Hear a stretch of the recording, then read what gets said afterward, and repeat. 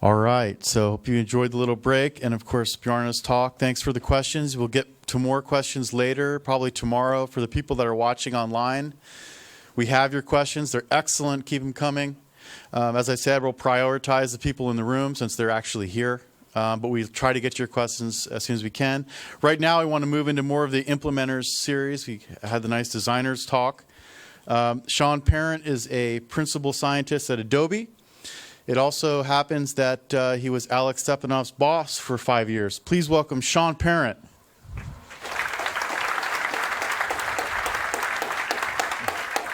Okay. So Herb and Charles asked me to give this talk, and we went through some negotiations about what I should present. I settled on taking a collection of tips from a mailing list that I post to at Adobe from time to time. I usually call them programming tips, and they're randomly numbered. So every time I send one out, I get a half dozen emails saying, hey, I missed number blank, which is always great. So, but as I started to structure this talk, it was turning more and more into a Scott Myers style talk of effective C++. And I didn't quite want to do that. Not that I have anything against Scott, but he's here, and he should give his own talk. So I started to organize these tips into a set of categories, and I ended up with 3 goals for better code. The wording there is chosen very carefully.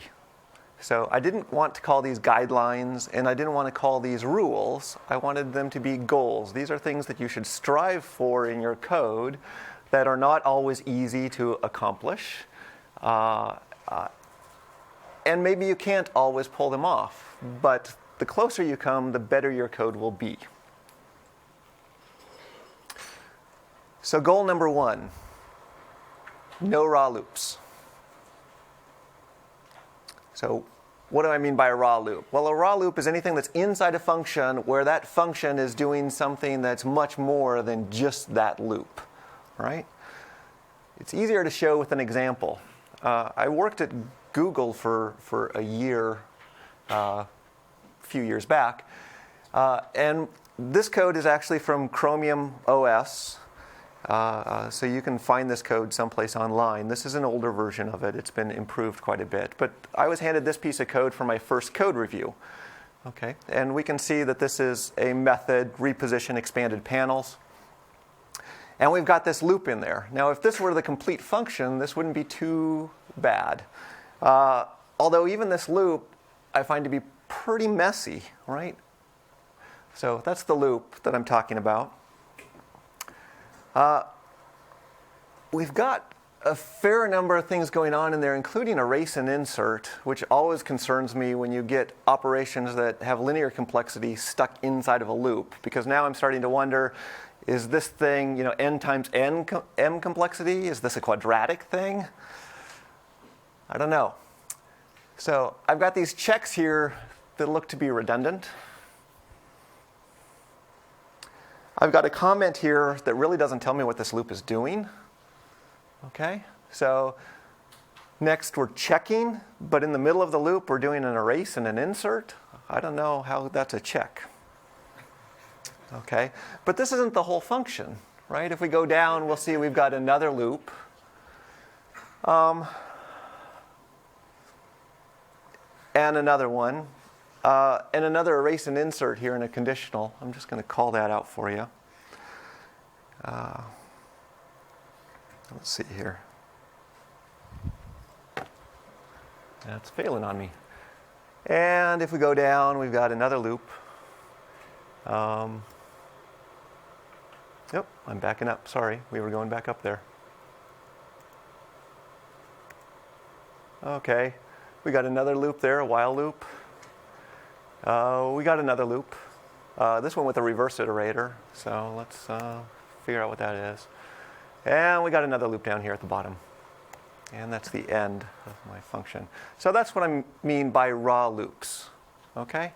So it's very difficult to reason about a piece of code like that. Now I'm picking on Google a little bit, but I've written code like that. Who in this room has not written code like that? Okay? Yeah. So it's very difficult to reason about a piece of code like that. It's very difficult to prove the postconditions of the loop, and those postconditions that are coming out of the loop are going to affect how you reason about the rest of the function. Okay? Which makes it very error-prone and is likely to fail under non-obvious conditions. What happens if my range is empty? Did I take into account that case? Right? You also start to introduce non-obvious performance problems. It's really easy when you've got a raw loop like that to hide something that has bad complexity, that becomes quadratic, or it's n times m complexity, slows your system down. And it's not just reasoning about the loop, it's everything that happens around the loop that's affected by it. What variables are modified in that loop? How much do I have to understand the body of that loop in order to figure out what this whole function is doing? So, alternatives to raw loops. Use an existing algorithm, right? We've got a bunch in STL.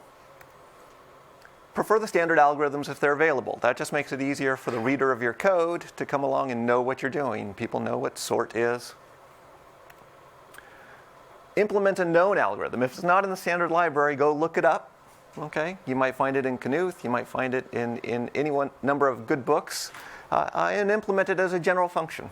And again, somewhat careful wording here. It doesn't have to be a generic function. It doesn't have to be completely generalized. I always tend to write things very concrete the first time, okay, and iterate and figure out how it's general. Contribute it to a library, right? I don't think people do enough of that. One thing that I try to encourage engineers to do, and I have very few takers, but there's a lot of people in this room, make it a goal that every year you'll submit one function or class or small addition to some open source library, okay? Or even an internal library within your company if you can't publish outside, okay? So if you work at a company that does software development like I do, we've got a couple thousand engineers, and we're nothing compared to where Microsoft is at or where Google is at on scale of engineers. Okay, so think about how rich of a library that we could have to draw on if everybody actually did that. Now, if you're not writing any code that's library worthy in a year, then I think you should be rethinking your career. Okay, so everybody should be able to do this. It's also a really good learning experience to go through the process. It means you're taking a piece of work and doing peer review, and even if you fail to get something accepted into a library, you will likely learn a lot in the process of doing it. So, invent a new algorithm. This should happen very rarely. But if you do, write a paper. Give talks. Become famous. Okay? These are all good things. Please don't patent it. Okay? My personal statement. Not my company's opinion, but that's mine. If you want to improve the code quality in your organization, I would say take all your coding guidelines and replace them with the one goal. That's how important I think this one goal is. No raw loops. This will make the biggest change in the code quality within your organization. So I want to give two beautiful examples, because a lot of times when I talk about writing code with no raw loops, people come to me and say, well, I never write algorithms, okay? And I never use algorithms. And I look at their code and it's like, well, you got a bunch of for loops. Oh, but they're simple for loops. Half a page. Okay. A lot of people don't know their algorithms and they don't recognize it. So here's a case. This appears in UIs, probably almost every app you have on your device. You will have a way to create a selection of multiple items. In this case, it's a contiguous selection. Okay? And pick that selection up and drag it to a position, like that. Okay. So think for a minute how you're going to write that piece of code. Okay? Is everybody imagining what this loop is going to look like? Okay. Now, how many people here could do that in one line? Bjarne doesn't count. So nobody? Somebody here? Can you tell me what the one line would be? Something about slides. Something about slide. List slides. Yeah. Not a splice, but you maybe you could do it with a splice if this were a splice, okay, or if this were a list. But here we've got a vector, right, or some sort of container, okay. So there's an algorithm in STL called rotate that does exactly this permutation. FLP. That's what rotate does. Okay? So, but what if we wanted to go backwards, right? If we wanted to drag a selection from down below up higher, well, that's rotate PFL. Okay? So if we want to take our selection, which is FL, where we start, and we want to move it to any position P, okay, we can determine which rotate to call by checking where P is with respect to the range. Is it before or after? And then calling the appropriate rotate. Okay? Now, we got a hole. We're missing a case. What happens if we want to put things back where they were? Like that. Okay? Well, we don't do anything. So the hole's okay. Okay? But it would be nice if we knew where our stuff landed. Okay? Right? We take our stuff, we move it. Where did the stuff go? We want to know what that final selection is. Okay? So rotate was fixed finally in C++ 11 to return the point, the new rotation point, right? I've got two things that I move around. The new dividing line between those two halves is returned by rotate. Okay? So now I can return, it's new for C++ 11, okay? I can return R there is the result coming back from rotate, right? So I can return the range from either P to R, which would be this case, or it will be R to P in my other case, of where my stuff went.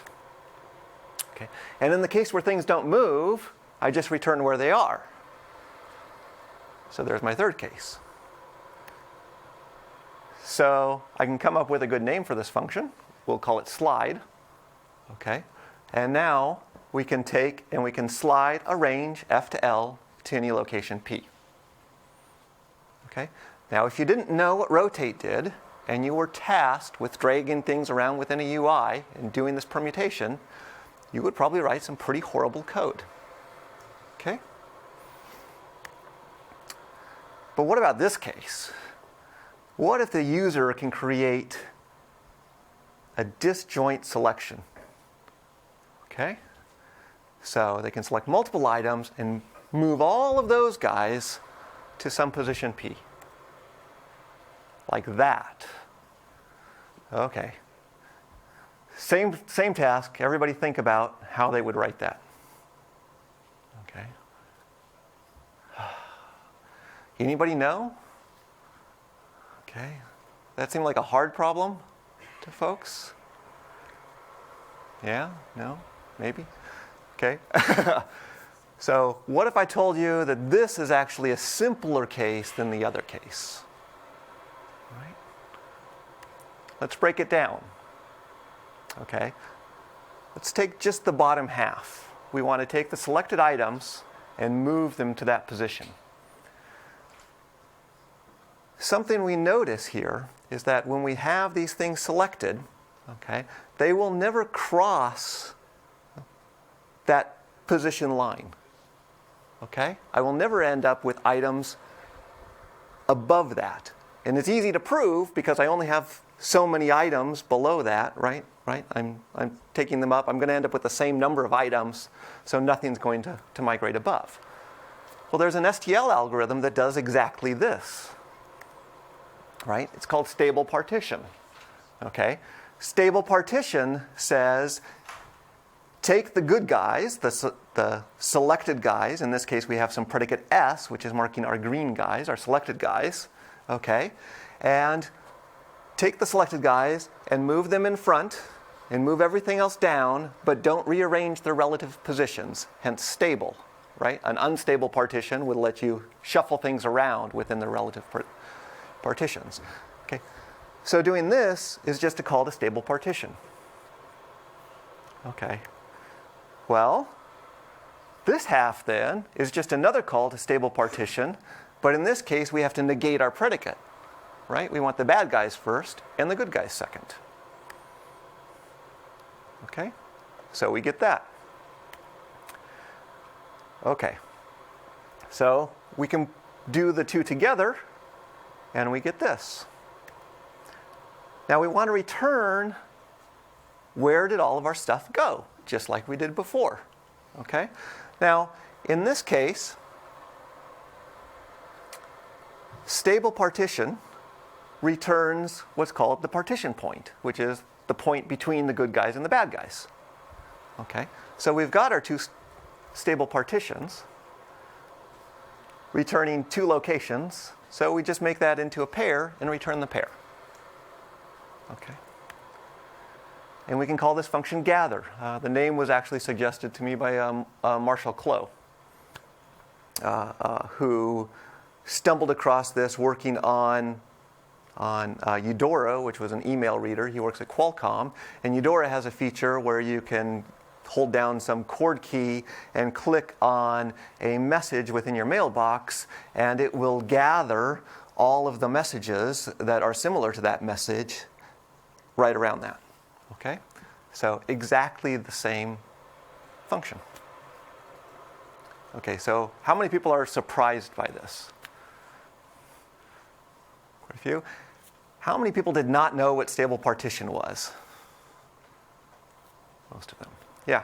Okay. So you have all these algorithms at your disposal, right? Learn them. It's very important. So you'd be surprised at how often the need to rotate thing comes up in real code, right? A lot of times when I'm code reviewing people's code, I'm like, oh, that's a rotate right there. Okay. Rotate is a very common operation. Stable partition is a less common but very useful operation. Okay? Stable sort is another very useful algorithm. Sometimes you don't always want to sort things and have them shuffle around. It drives me nuts when I'm using applications and I go through and I click on the sort columns and it never obeys the previous sort, right? If I want to sort by last name and then by first name, when I sort by first name, I don't want it to randomize all my last names, right? I want it to be sorted first and then last. Stable sort does that. Nth element is another very useful algorithm. I see a lot of people calculating a median of a large set of data. Nth element is a good way to do that. Knowing that nth element also partitions your range is a very useful property of nth element, and you can use nth element then to construct larger algorithms. So let's go back to this piece of code. I just pulled out just the loop from that first piece of code that I showed you. Right? And let's walk through what's going on here. So first, we've got these checks here that seem to be redundant. They are somewhat redundant. And the latter case here, we're deciding between an insert and a pushback, and by determining whether or not we got to the end of our range or not. Well, we can use an insert at the end. So we can simplify this code by just doing that. This conditional that's in the middle of our loop, there's a break statement right after it. So this conditional is only going to execute once. So for now, let's just pull it out of the loop. Okay? So now we've got this check. It turns out that the thing we're searching for in this is always going to be within our sequence. So what the check is here is saying if we get to the end of the sequence, if we're looking at the very last item and we didn't find it, then we're just going to return the very last item. But that's because the very last item has to be the thing we're looking for. So let's not do a redundant check every time around our loop for that. We'll just find it. Okay, so we get rid of that. Now you might recognize this as being a standard algorithm. Okay, that's a find if. Okay, and we can write our little predicate here as a simple lambda function. Okay, so nice use of a C++11 lambda. Okay, so now we've got the body here. So let's look at this. What are we doing? We are taking some item out of our range, storing it, some ref counted pointer thing. Okay, so we're hanging on to ref. Then we're erasing it, and then we're putting it back somewhere else in our sequence. Who knows what that algorithm is? Rotate. That's a rotate. Exactly.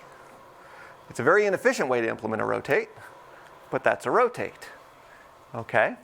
So we can rewrite it like this. Okay? Now,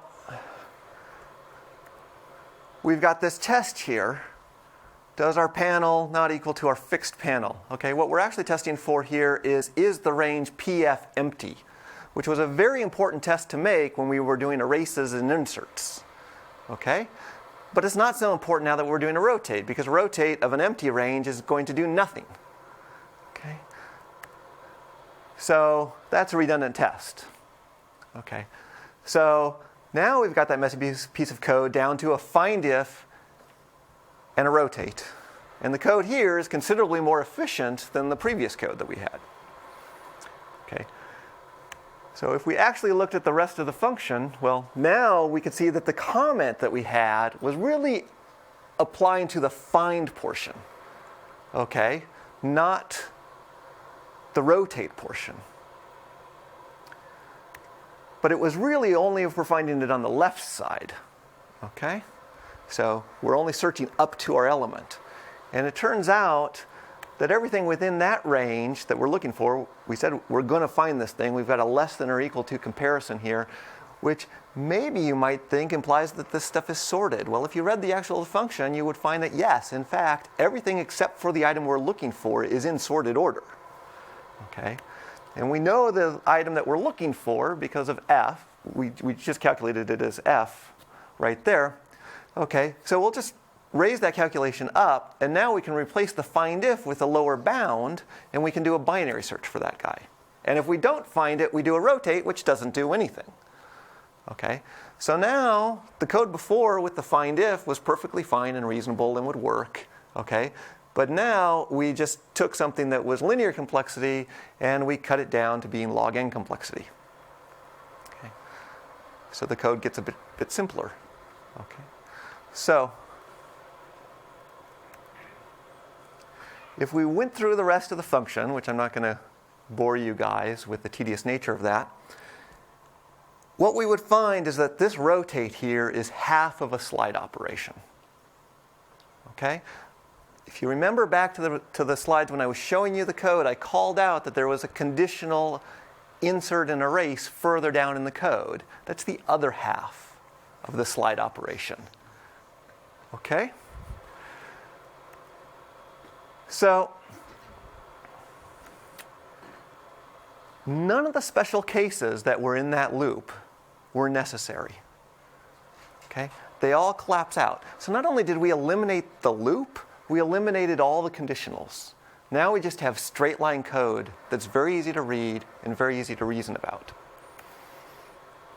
It's more efficient.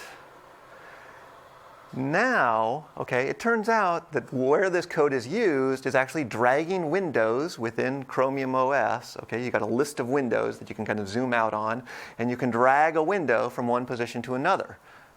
Okay, so maybe it would be nice if I could command click on a bunch of windows and drag them all to some position. When I have the code that's got a half dozen loops and a bunch of conditionals and a bunch of special cases, and I go to the engineer and say, why don't you support disjoint selections? Their head's going to explode.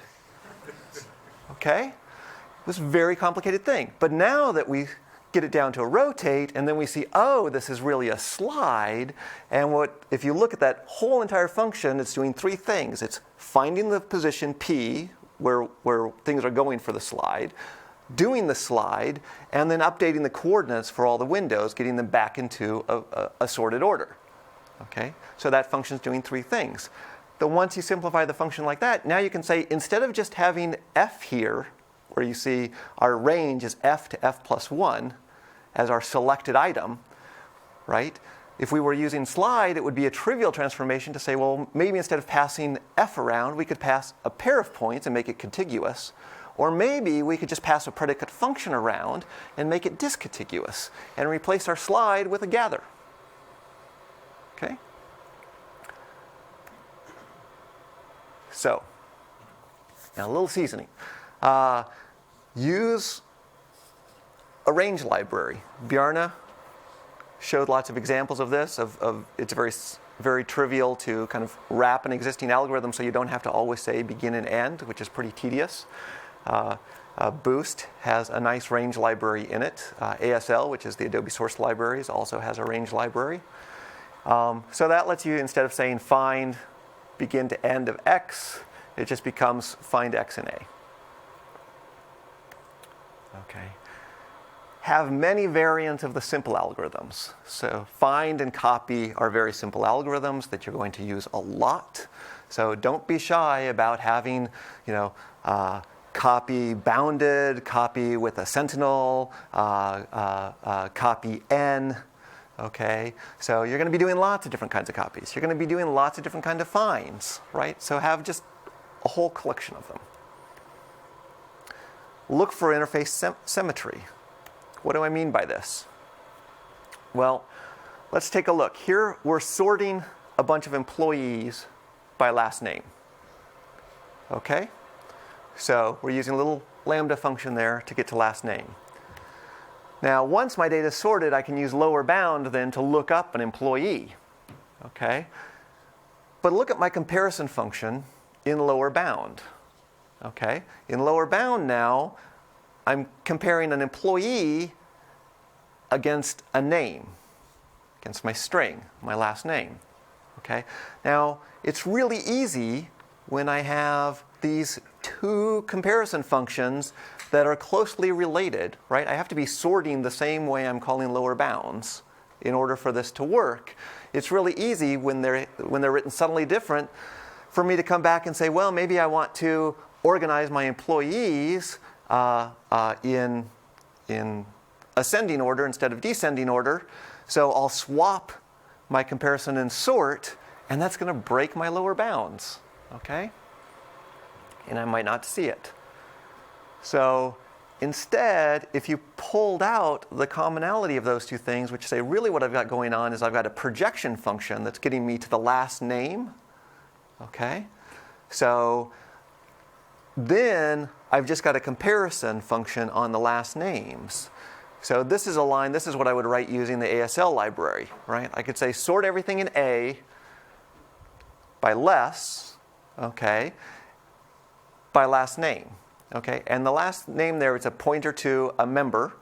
Okay, and ASL will just recognize, well, I can turn a pointer into a member into a function where, given an object of that type, I can return the member. Okay, so you can do that with bind, very simply. So now my lower bound, if I also add a projection function, looks the same. Okay, so now I'm sorting by less, looking up employees. I call lower bound by less, looking up the employee last name. So that's what I mean by interface symmetry. Now, range-based for loops, I think, are great, because sometimes you really just want for each, okay, or you want a simple transform, but calling std for each, there is a for each algorithm, or calling std transform for a simple case, sometimes you just end up with more code than you need. So range-based for loops can be very elegant. Some tips here, though. When I'm using a range-based for loop to mean for each, so use a const auto ref for your element. Okay, that's telling me this is not a transform. This is a for each. Okay, if I'm doing a transform, it's going to be a non-const autoref on my element. Exactly what I just said. Keep the body short. Okay, the body of the function short. I want to be able to look at it quickly and reason about it, right? If there's a bunch of stuff going on inside of that for each, it becomes a raw loop, right? So my general guideline here is the body should be no longer than a composition of two functions with an operator, right? So f of g of x is okay, f followed by g is okay. So in the case of doing a transform, f plus g is okay. So that's about the extent of the complexity when I say short that I mean. Okay. If the body's longer, go ahead and give it a name. Right? Split it out, give it a name, so that when I'm reading it, I understand what it's doing without having to read all the code and decipher it. Naming things is good.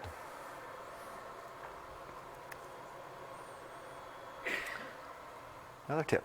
Use lambdas for predicates, comparisons, and projections, but also keep them short. So my rules for lambdas is the exact same as the body of a for loop, right? Composition of two functions with an operator is about the extent that I like to see in a lambda.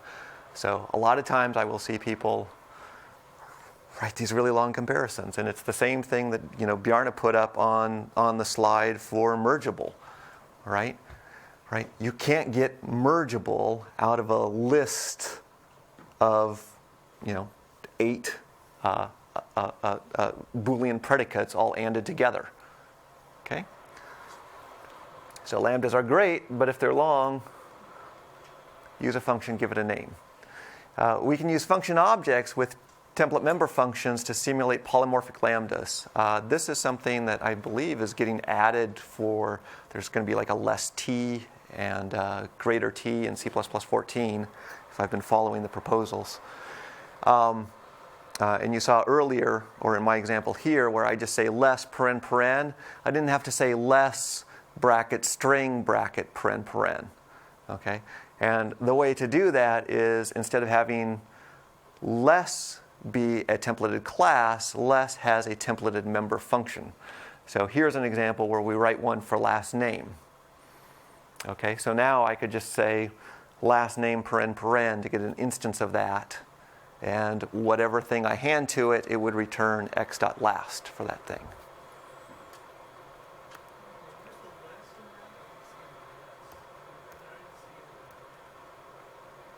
Where's the less?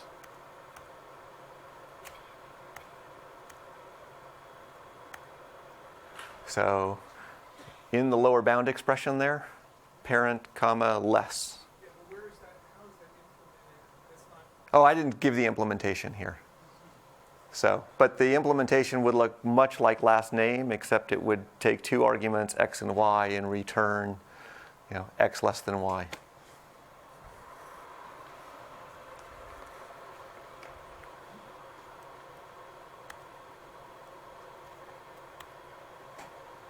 Okay, goal number 2. No raw synchronization primitives. Well, what do I mean by raw synchronization primitives? I mean mutexes, atomic, semaphores, memory fences. Okay. Why? Because you'll likely get it wrong. Okay? So I say this from painful years of experience. So I'm going to pick on myself here.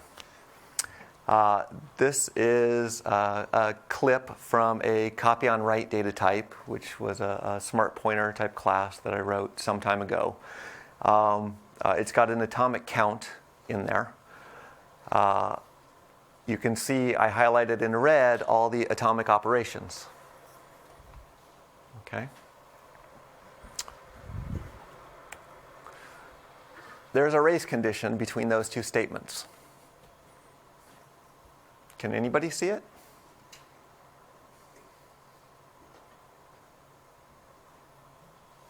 Somebody here? You might check that the count is 1, and then you go into the body of the if, but it gets decremented to 0. It would, if my count is 1, it's not going to end up at 0. No, not quite. Yes, because I'm holding it myself. Want to try again?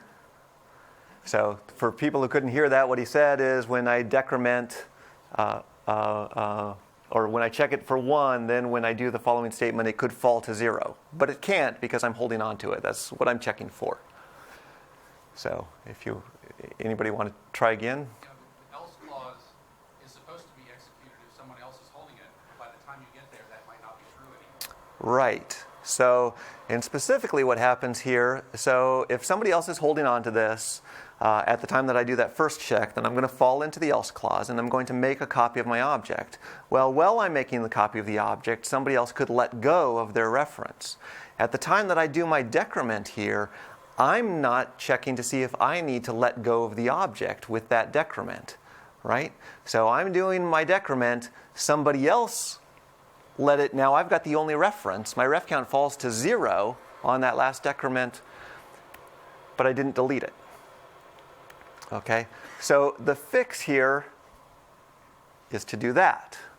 Okay, now if you didn't have that, then if by chance the reference fell, okay, because somebody else let go of their reference, during that small window there between the first check and the decrement, we would leak an object, right? So in production, what this boiled down to was if you ran the app that this was in for about a week, we would leak 2 to 3 objects. Okay? So it wasn't a serious thing, but it was one of those things that just plagued us. Okay? Where was the leak coming from? Right?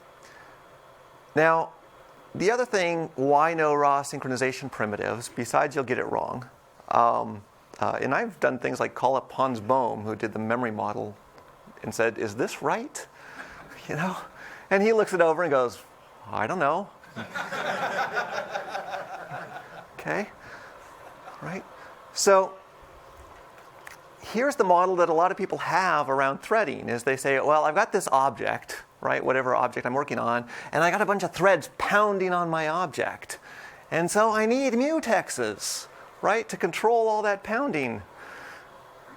Organize things so everybody gets their turn. It's the wrong model to think about threading. Here's why it's the wrong model to think about threading. This is a graph of Amdahl's law. People know what Amdahl's law is? Hopefully everybody knows what Amdahl's law is. Amdahl's law, okay, so as we're reading it here, is basically how well you're going to scale. Okay, so what we've got is performance going up the left, number of processors going across the bottom. Okay, and the line up the middle would be perfect scaling, right? The more processors we add, the better performance we get. Each line that arcs off represents a 10% increment in synchronization. Okay? So you're going to get some amount of synchronization in your app because we deal with shared memory architectures. So every time I do a heap allocation, I'm probably going to get some amount of synchronization there. Right? Right? This is not looking at just locks. These could be atomics, which also are not free. They incur memory barriers and synchronization. Okay? So if I want to build a system that scales, I need to avoid synchronization like the plague. I certainly don't want mutexes in there. No stops. So what's another way to think about threading? Okay. We can think about it from a task model. We can say, well, I've got some task that's doing something, and it's grinding along, and it generates some data. Okay. And I want something to happen to that data asynchronously. So I'll somehow spirit that data over to another task and say, you go grind on that. Okay. And we'll just keep going. Okay. So I need some kind of communication channel between there. Right? Now, a task here, I didn't say threads. Before we had this view of a bunch of threads banging on our object. A task is a little bit finer granularity than that. Okay? It's a unit of work, typically just a function, which is executed asynchronously, and tasks are typically scheduled on thread pools. Right? So we're not completely saturating the machine. So the arguments to the task and the task results then become convenient places to communicate with the tasks. Right? Unfortunately, in C++11, we don't yet have a standard tasking model. Now, I was talking with Herb at dinner last night. He was saying that std async, we're probably not going to change the definition in C++14 to be sitting on top of a tasking model. So, but there hopefully will be a way to get a tasking model in C++14, whether it's async with some option, right, or a new name is yet to be open. Visual C++ 2012 already implements std async on top of a tasking model, though. It's on top of the Windows thread pool. Now, despite the fact that we don't have a standard way, on pretty much any platform that you're likely to be working on, you probably have an option for a good tasking model. If you're on Windows, you've got the Windows thread pool and PPL. If you're on Apple, Apple has their Grand Central Dispatch, also known as libdispatch. And libdispatch is also open sourced, so you can run libdispatch on Linux and Android. And Intel has TBB, which is supported on many platforms. So here's a quickie for you.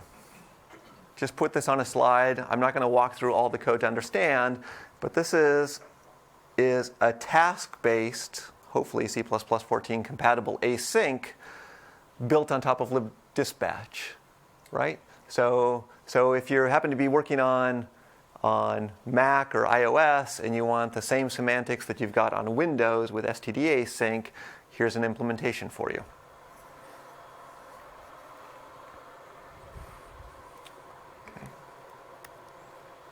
Okay, so what do we get with the basics if we've just got the async operation there now? Now we can create a task.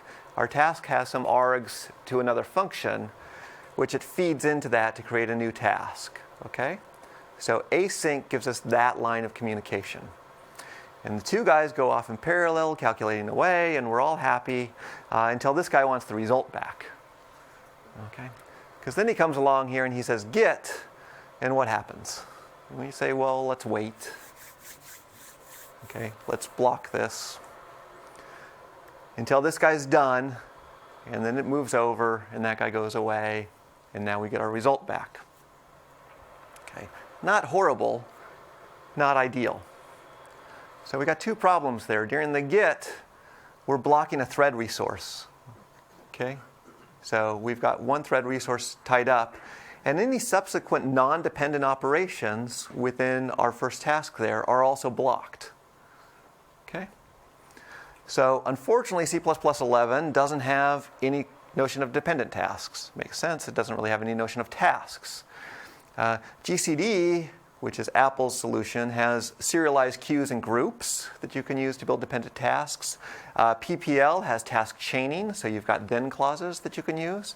TBB has flow graphs as another way to slice this problem. All are able to specify dependent tasks, including joins, where two tasks come together. Now, a lot of times, developers think that joins are things that have locks and block. It's not quite the right mental model, right? So let's say that I've got two tasks that are executing, and I want to take the results of those two tasks and use those results combined as the arguments to a third task that I want to get done. Right? Create task 1, it has my result, that drops in. Now my group here has a little counter that gets decremented, right? We're waiting for 2 arguments. Now we're only waiting for 1 argument. Okay. So that task completes, it drops in the other one, and it's that task completing okay, that's decrementing that last count and triggering queuing our dependent task. Okay, so we don't have any mutex where we say, well, we queue this task to a thread and we block immediately and wait until we have 2 results done, right? Pulling on them or spinning on a mutex or something of that nature. Instead, what we do is we say the last guy to finish, trigger the next piece. Okay, so it's a more efficient model. And I'm going to apologize a bit. I tried really hard to get down to something that I could put on one slide as a generalized group mechanism. I couldn't do it. Okay, so it's just, you got 3 separate systems there. They have 3 different models. I could kind of build a common one on top of mutexes, but not in something I could explain in a talk of this length. But I did want to give a couple tips here. Within the standard, we don't have any what would typically be called a thread-safe data structure or a concurrent data structure, something that can be driven from 2 tasks simultaneously. But you do have std_list. Okay? And std_list can be a good tool if you have to, in a pinch, build your own concurrent structure in a fairly simple form by using splice. Okay? So here we've got a lock to hold our mutex, but the only thing we're doing inside of that lock is a splice. Right? If you've got to put in a lock, right, or some form of atomic operation, you want to limit what you're doing in the body of that, right? You want to block for the shortest amount of time possible. So with a list, you can take all the allocations out of it, all the copying of the data out of it, and then just splice things together. So it can be a good crutch. And sometimes I'm working on products where they're like, oh, we don't want to include TBB, or we don't want to include Boost, or we've got this other library that doesn't have a concurrent queue. And I'm like, fine, I will whip one up. Another piece of seasoning, package task. How many people know what package task is in C++ 11 besides the front row? A couple people. Yep. Package task is a great way to marshal results from a task, including the exception, right? It can return through a future both the result of the function as well as rethrowing through that future an exception if an exception happened during the execution of it. It's also a great way you can use package task not just for tasks, but if you want to bridge C++ code with, say, C code that's not exception safe, or Objective-C code, or Lua. Adobe does a lot of programming in Lua, or Java or JavaScript, right? So I actually find that I'm using package task a lot to bridge things together. If you go back when you get the slide deck to my implementation of async sitting on top of libdispatch, I use package task in that implementation to marshal the results, including the exception, back through libdispatch, which is a C function that doesn't know about exceptions.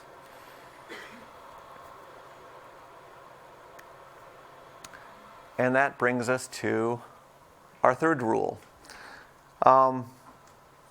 The first 2 rules, like I said, the first rule I thought would be the biggest change, would have the biggest effect on your code. The last rule here I expect is the most controversial rule. At least it has been when I talk to people about it. Because when I say no raw pointers, right, I mean a pointer to an object with implied ownership, okay, and reference semantics. So this is a pointer to an object with implied ownership, right? Somebody's got to delete this thing through P. Okay? But this is also a pointer with implied ownership. It's just it's going to go away when unique pointer goes away. And this is also a pointer with implied ownership. Okay? So when I say raw pointers, that includes unique pointers, shared pointers. Now, Bjarne did a great job of teeing this up for me, and you'll see why in a moment here. why do we use pointers to begin with, right, is the first thing to think about. Well, here's a list, not all the reasons, but these are the most common reasons.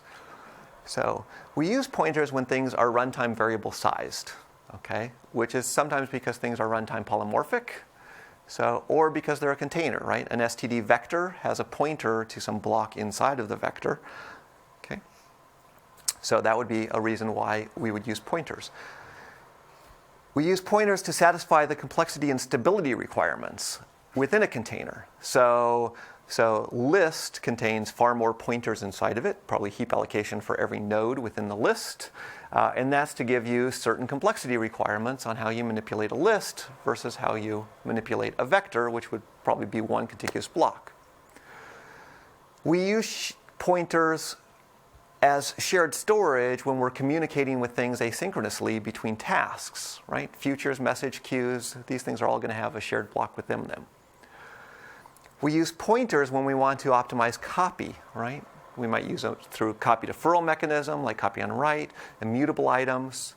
I couldn't come up with a good name for this, but sometimes you have an algorithm that's written in terms of copy, and you really know that it's a permutation. You're only going to have one of each item, so you'd like to convert all your copies to moves.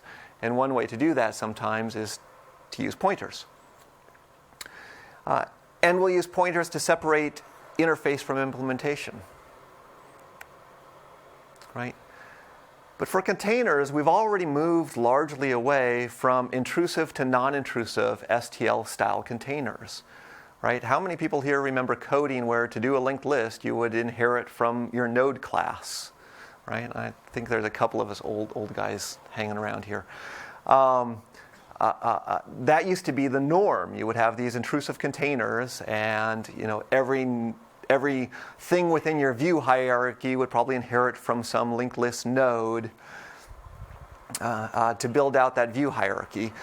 And over time, we've largely gotten rid of that, and we've seen that your code actually gets much simpler if we encapsulate that into this notion of a container that behaves as a regular type, and we can pass it around. Except for hierarchies. And this drives me nuts. A lot of times I see people writing containment hierarchies, right? And they insist that they have to do this intrusively, okay? Instead of just having, each item could just contain a list of the things, or it could contain a vector of things, right? And yet I still see class frameworks and every place where you have hierarchies of views or hierarchies of message dispatchers, people all tend to build those intrusively. But there's no good reason for that other than just nobody's provided a good hierarchy class. Pimple and copy optimizations are pretty easy to wrap up into a class. I'm not even going to bother to show that here. You would, if you think about it for a moment, you'll see what I mean. For asynchronous operations, we already talked, right? We want these channels communicating between tasks, right? Futures are one form of channels that we can use. We can have message queues as another form of channel to communicate between tasks. Okay, so in that case, the shared storage gets packaged up into a higher level construct. So we don't need them there. And that leaves the biggest bugaboo of all, which is, yes? Solution for this. For this? Problem, one-time polymorphism. Yeah, I got a solution too. Yeah. And that leaves runtime polymorphism. And this is where people tend to get stuck. Right? So let's take a look at an example here. We got a little piece of code here. What we're doing is we've got a document that consists of a vector of objects. In this case, our objects are just integers. And we've got a draw function that can draw our objects and a draw function that can draw our document. Okay? So it's pretty small. It's pretty straightforward. So our client code might look something like this. We can create a document.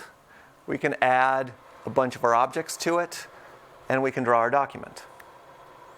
And it would output that. But what happens if we want our document to hold any drawable objects? Right? Well, here's the way we would traditionally do it. We would say, oh, we need a base class for our object, which has a virtual draw function, which requires a virtual destructor. And now we've got our document, which is going to be a bunch of shared objects to do our garbage collection for us. Okay? And we can draw our document with all of our objects in it. Okay. So now a client can write their own class that inherits from object and that puts their own class in here. Okay. So there's a bug in this code. Anybody see the bug? It prints, it works. A memory leak? Well, yeah, somebody needs to destroy it. So it's even a little worse, which is in-place back has to make room for where that object goes, and in-place back could throw an exception, and that would leak it. So even if we had something further on in the code that cleaned it up, we could still leak it here. Okay? Now we could fix that by using make shared or something like that. Okay? And we could fix the memory leaks by deleting everything that's in our document. Okay?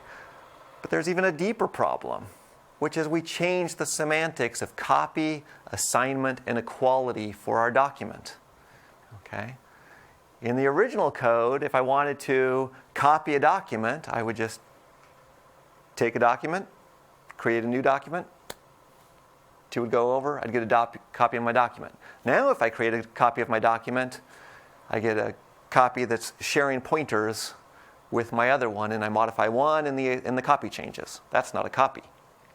Okay? Similar notion, I changed what assignment means. Okay? I changed what it means to compare 2 documents for equality. It used to be that 2 documents were equal if they contained objects that were equal, right? Now, two documents are equal only if they contain the identical objects, which is a different notion. Okay? So this has led to incidental data structures now. I've got these shared pointers around. What do I mean by an incidental data structure? I'll show you in a moment. And also thread safety concerns, right? Now that I'm sharing these objects, so possibly across multiple documents, if I modify one of those objects, it could introduce a race condition with another task that's also working on the same document. So, semantics versus syntax. This is important. We define an operation in terms of the operation semantics, right? Here's a definition of what it means to assign something. Right? When we have shared pointers to an object of some type, each of these components, okay, obeys the regular semantics for copy and assignment, right? I can copy the shared pointer and I can compare a shared pointer for equality, right? And I can assign shared pointers. And each one of those is self-consistent, okay? But that fails to account for the lines, the relationships between these. Okay? So if I think about my shared pointer and the object that it points to as being my one unit, okay? Now, in order to copy that thing, right, I need to copy it needs to be a deep copy, right? I need to copy the thing pointed to it, right? Right? And I really don't have 2 distinct of these things. They're intersecting. So what I've got is this, okay? I've got a data structure, okay, that's being held together in 2 potentially very different places of my code, right? I got some data structure that part of it is in some class over there holding onto it, and part of my data structure is over here. That's what I mean by an incidental data structure. I created some data structure that's just weaving through my code that I can't look at it and reason about. So even though this makes a heart, I don't love these things. Okay? what that does is it breaks our ability to reason locally about the code. And this is the big problem with pointers, and something that Bjarne touched on, right? When I get a pointer back from a function, right, I need to know not just who's responsible for getting rid of it, but am I sharing it with somebody else, right? So I get a pointer back from some class. Do I own it? When do I delete it? If I modify it, does that modify what's in the class? Okay. If it does modify what's in the class, what are the rules that govern that? Who else could be modifying it? What other tasks could be modifying it? Right. So the more I start to refactor my application into tasks and leverage the parallelism that's in the machine, the more complicated reasoning about all these shared pointers becomes. So I say this a lot. A shared pointer is as good as a global variable. And if you think about it, they're effectively the same thing. And yet in code reviews, if you put a global variable in that's modified by two pieces of code, I will guarantee you that the person reviewing your code is going to say, no, globals, you shouldn't do that. There are rules. But if you put a shared pointer in, they're going to say, oh, good, you're making sure that somebody's deleting that. But it's the same thing. I have two pieces of code banging on the same piece of memory. So how else could we do this? Okay. So here I rewrote my object. Okay.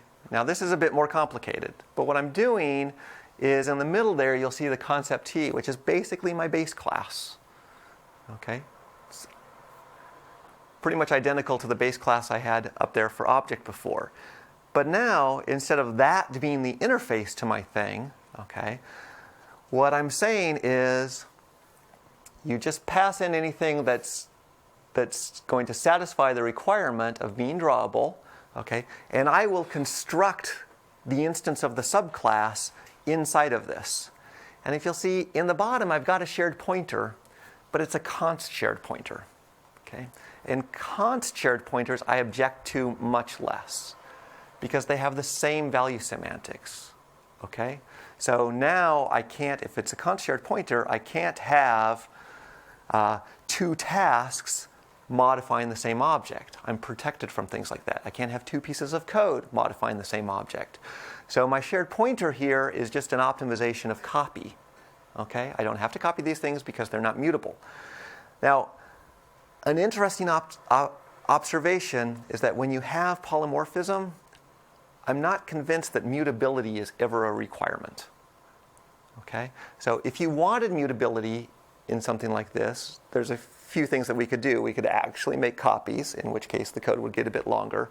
Or we could make a copy on write here if we wanted to by checking to see if our shared pointer is uniquely owned or not. Okay, but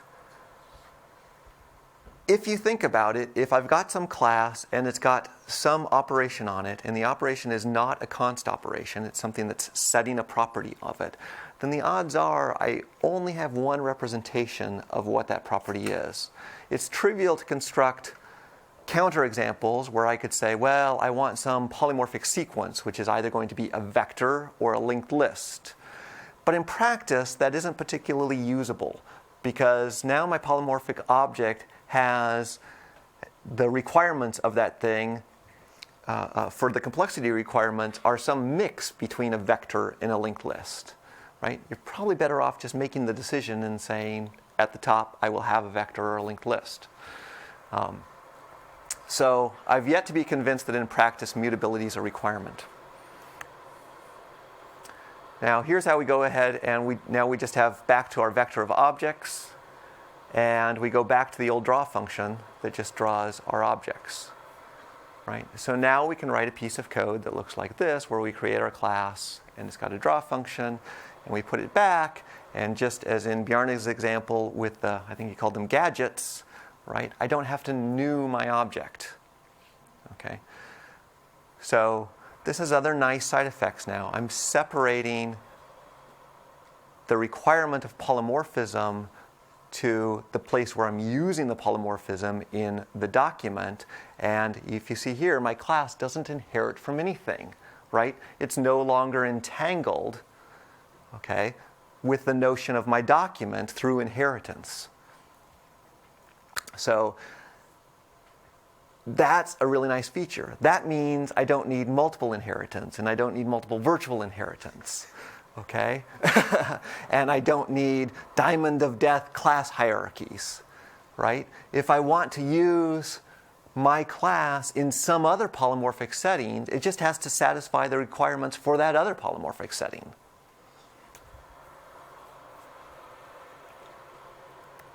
Okay? So a couple of tips here. We can use make shared when we are using shared pointers to eliminate an extra heap allocation, right? Make shared is a little more than a convenience routine. You have to have, if you've got a shared pointer, there has to be a ref count somewhere. And typically, if you just construct a shared pointer with a pointer, then it's got to heap allocate that ref count. Okay? If you use make shared, it puts those two into one object. So we can pass sync arguments by value and move them into place. So an example is just the one up above there. When I'm constructing my object, it's taking an argument t by value. What I mean by a sync argument is an argument that's going to be stored. Okay? In this case, we're storing it inside the class or returned. Okay? So with C++11, about the only place you need R-value references is constructors, assignment operators, and that's only because of a language defect. Okay? And that's pretty much it. Okay? So the only place you really need to use move is when you're syncing something, when I need to carry that sunk argument down to its final location. Right? I don't need to use move returning from a function. That's now returning a result from a function is defined in terms of move. So, some nice tips there. Come to my inheritance as the base class of evil talk, which is a 20-minute talk, and it's going to be a blazingly fast talk on Friday. And we'll talk more just about evils of inheritance and better ways to do polymorphism. A recap. These are the 3 goals that I covered. And really what this is all about is locality of reasoning, right? When I pick up a piece of code and I'm reading that piece of code, ideally everything that I need to know is in that piece of code. And I don't have to go and look at my entire system in order to reason about just a snippet, right? I don't have to know what other classes are banging on my objects, right? If I achieve that, my code gets more composable, it gets more general, it's more correct, it's more efficient. Add all the little adjectives you would like there, more secure. Okay, and that is the end of my talk, and I've got a few minutes for Q&A, if anybody has questions. I can see I've got one question up here, but probably house lights would be good. Yep. In the no raw pointers pattern, the object T and the model inside it, it seems like most of the value comes from using a shared pointer and the fact that the representation is read-only. So, Is there any particular reason why simply using a shared pointer to const as your top-level value would not work as well and save you the trouble of inventing a base class or a wrapper? typically, I wrote that because it's the shortest form of that pattern that I can write for one slide. Typically, I actually don't use a shared pointer in there. I use a unique pointer, and I implement copy. So the top gets a copy constructor, which then gets virtualized through a copy method on the model. If you want to see an example of that, come to my talk on Friday. It's just about half a page more code, so I didn't want to go through it here. Okay. Got it. Yep.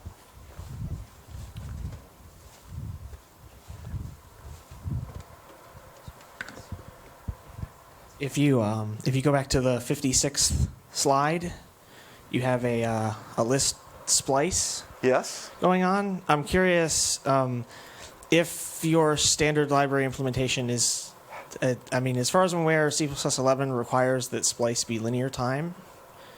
And if that's true, then would you still recommend doing that, or would you recommend using vector or something else instead? I wouldn't recommend using vector in this particular case, which if you were doing an insert in the middle, well, the problem is you have to lock the vector potentially through a reallocation as the thing grows. The splice here is actually guaranteed to be constant time. The standard doesn't guarantee that all splices are guaranteed to be constant time.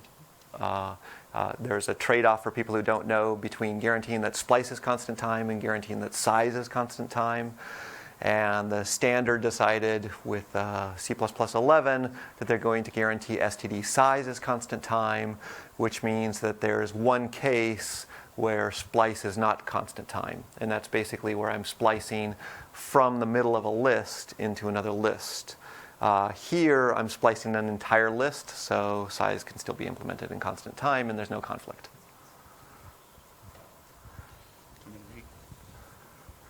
Any other questions? No, not one. See Somebody it? down here? It's me. With passing your sync arguments by value, Yes. large objects that adds an extra move. So that the compiler cannot remove, because if it's user defined, the compiler cannot remove. Right. So it adds the thing here is it adds an extra move that the compiler cannot remove. Yes, you can get this is passing sync arguments by value. You can take the approach where you would write two forms of the operation, one that's copy, taking a const reference, and one that's taking an R value reference. My objection to that is that those cases that matter are actually very rare, because typically when you have a large object, the large part is heap allocated and the move doesn't cost you anything because it's just moving a pointer. And the problem with doing the two forms of the function is it's a permutation problem. You have to do this for every sync argument. And a lot of times in a constructor, you don't just take one value that's a sync argument. I might have 3 or 4 values in my constructors that are sync arguments. And this is where it comes up a lot, in which case now I have to do all permutations of copy and move for all 4 of those arguments. So And your instead code you space use goes up. uref and forward, and enable if to make sure the types are the right type. Right, which in my opinion you can do, and it's a fair amount of complexity to do. I try to keep things as simple as possible. So I give another talk on why performance of C++ doesn't matter, which is not what you think, but a whole different talk. So we do have one from online, which, Sure. do you want that? Yeah, absolutely. Okay. So this is more of a general question. Where can you find more information about removing raw loops? So more learning materials besides your excellent talk. And he says, ideally, it would consist of problem statement, unit test, and sample loopy solution. So basically, more information where? More information where? Boy, that's a good question. I don't know. The first thing that I would do is learn your algorithms. Right. If you can't recognize that something is an existing algorithm if you don't know your algorithms to begin with, right? If you don't know what all the standard algorithms are and what they do, you really should. You've got this incredibly powerful toolbox there. Okay, so that would be where I would start. If somebody in the front row wants to write a book, maybe this would be a good book. Actually, Sean, while we were listening to your talk, Scott already decided that you need to write a short book showing exactly these examples. Please do that. Thank you. Yeah.